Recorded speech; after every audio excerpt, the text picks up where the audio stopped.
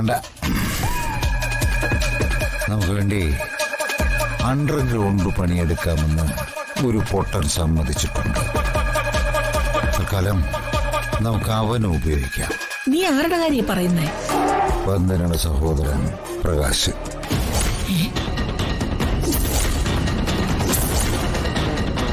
പണത്തിനു വേണ്ടി എന്തും ചെയ്യുന്ന ഒരു അത്യാഗ്രഹി. ശരിയായിരിക്കും, പക്ഷെ പ്രകാശനെ വിശ്വസിക്കാൻ കൊള്ളില്ല. ചേച്ചി, അവനിപ്പോ എന്റെ ചൂണ്ടക്കൊളുത്തിൽ പെട്ടിരിക്കുക. ഒന്നുകൂടി അവൻ ശക്തമായി കൊളുത്തി പിടിക്കട്ടെ, അവനെ നമ്മൾ വരുതിയിലാക്കും. അവനെ കൊണ്ട് ജഗനെയും വന്ദനയും തമ്മിൽ തെറ്റിക്കാം. അതിനുള്ള സമയം വരുന്നതേ ഉള്ളൂ. എനിക്ക് ഈ പ്രകാശനെ ഇങ്ങോട്ട് തീരെ വിശ്വാസമില്ല. എനിക്കില്ല. പക്ഷേ ഇപ്പോ നമുക്ക് ആശ്രയിക്കാവുന്ന ഒരേ ഒരു വ്യക്തി അവൻ മാത്രമാണ്. അവനെ കൊണ്ട് ഞാൻ പണിയെടുപ്പിച്ചിരിക്കും. വന്ദനയും ജഗനെയും അവനെ കൊണ്ട് രണ്ടാക്കി മുറിച്ചു മാറ്റും ഞാൻ.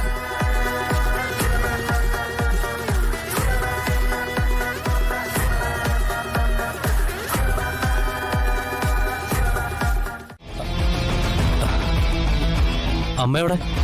അമ്മയില്ല, പുറത്തു പോയിരിക്കാം.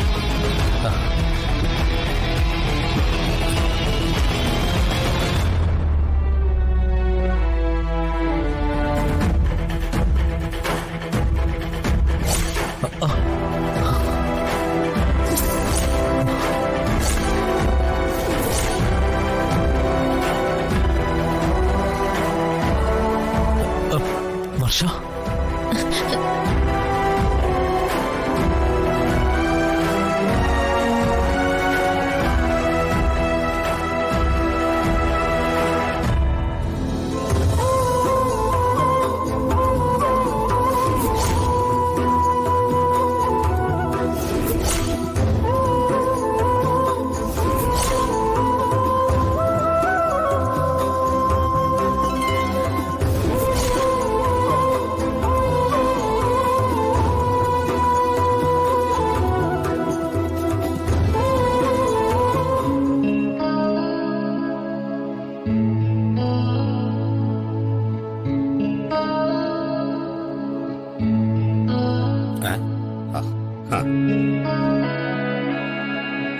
എന്താണമ്മേ, കുറെ നേരമായല്ലോ കൂലങ്കഷമായി ചിന്തിക്കാൻ തുടങ്ങിയിട്ട്.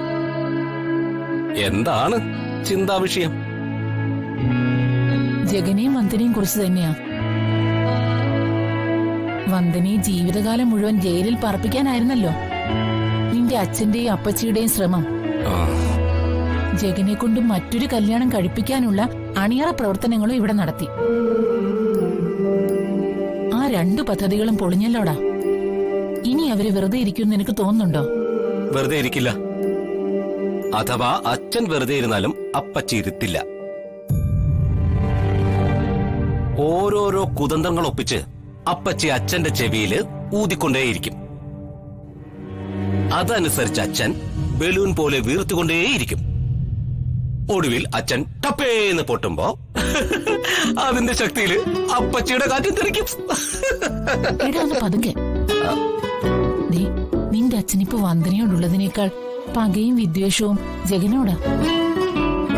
അച്ഛനവനെ ഉപദ്രവിക്കുമെന്ന് എന്റെ പേടി. അമ്മ അങ്ങനെ പേടിക്കൊന്നും വേണ്ട. അച്ഛൻ മരത്തിൽ കാണുന്നതിന് മുമ്പേ അതങ്ങ് മാനത്ത് കാണുന്നവനാ ജഗൻ. അച്ഛനും അപ്പച്ചും വിചാരിച്ച ജഗൻ ഒരു ചുക്കും ചെയ്യാൻ പറ്റില്ല. അച്ഛന്റെ സഹായം കൂടാതെ എത്രയോ പോലീസ് കേസിൽ നിന്ന് രക്ഷപ്പെട്ടവനാ ജഗൻ. വന്ദനയെയും രക്ഷപ്പെടുത്തിയിട്ടുണ്ട്. അതൊക്കെ എനിക്കറിയാം. കോടീശ്വരന്റെ ഭാര്യയായ വർഷ ഇങ്ങനൊരു ഗതികേട് ഏറ്റുവാങ്ങേണ്ടി വന്ന സാഹചര്യം അതാ എന്നെ കൺഫ്യൂഷനിലാക്കുന്നത്. കൊക്കയിൽ ചാടി എല്ലാം അവസാനിപ്പിക്കാൻ തക്കവണ്ണം എന്താണുണ്ടായത്? വിക്രം എന്നോട് ചെയ്തിട്ടുള്ള ക്രൂരതകൾ, എന്റെ കഴുത്തിൽ താലി കെട്ടിയത് പോലും മുഹൂർത്തം തെറ്റിച്ചിട്ടല്ലേ? എല്ലാം ഒന്നൊന്നായി മനസ്സിലാക്കിയപ്പോ താലി കെട്ടിയ ഭർത്താവിനെ ദൈവത്തെ പോലെ സ്നേഹിച്ചു തുടങ്ങിയതാ ഞാൻ. വിശ്വസിച്ചും തുടങ്ങിയതായിരുന്നു.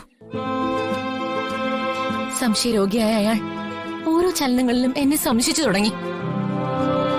എന്റെ സ്വഭാവശുദ്ധി തെളിയിക്കാൻ വീടിന്റെ മുക്കിലും മൂലയിലും അയാൾ രഹസ്യ ക്യാമറകൾ വെച്ചു.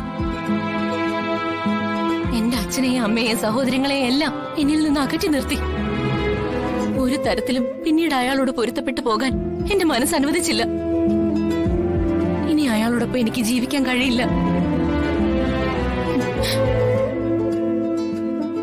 അറിയേണ്ട സമയത്ത് എന്റെ സ്നേഹം അറിയാതെ പോയോളാ നീ.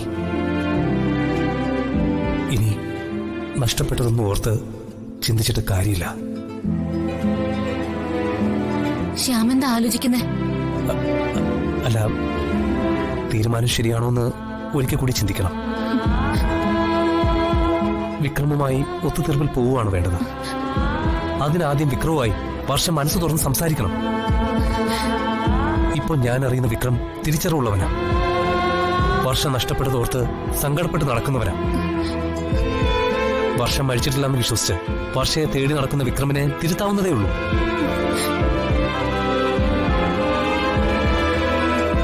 എനിക്ക് വിക്രമിനെ ഒറ്റയ്ക്ക് മീറ്റ് ചെയ്യാൻ ഉള്ളിൽ പേടിയാ ശ്യാമേ. പേടിക്കണ്ട, ഞാൻ കൂടെ ഉണ്ടാവും. ഒരു സുഹൃത്തെന്ന നിലയിൽ അയാളിൽ നിന്ന് യാതൊരു ഉപദ്രവവും നിനക്കുണ്ടാവാതെ ഞാൻ സംരക്ഷകനായിട്ട് നിന്റെ കൂടെ ഉണ്ടാവും. ശരി, അത് മതി. ശ്യാം കൂടെ ഉണ്ടെങ്കിൽ ഈ വർഷം എന്തിനും തയ്യാറാ.